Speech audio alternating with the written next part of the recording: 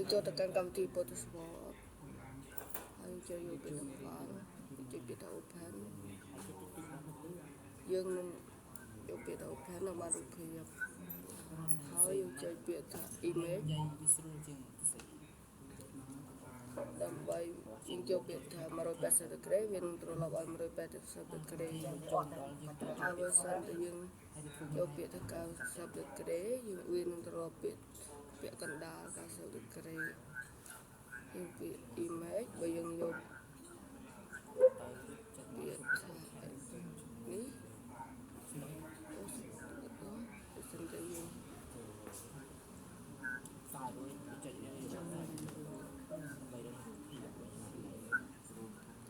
យកពាក្យថា image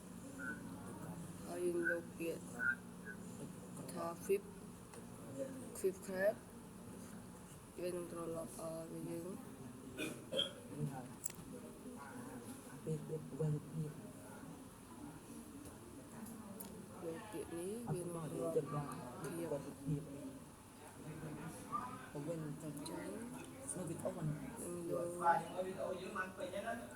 ចឹងមិនអានលីងយើងទៅពេញផងឲ្យគ្រូនឹងការងារទី1អាប់ឡូតវីដេអូយើងក៏ហើយយើងពុកពីហើយវានឹងត្រឡប់តាមយើងឡងបានហើយអ្វីដែលយើងចង់បានហើយតែរូបមិនបានពីវិញហើយយើងចាស់ទៅវិញបាទចូលដល់ពេញ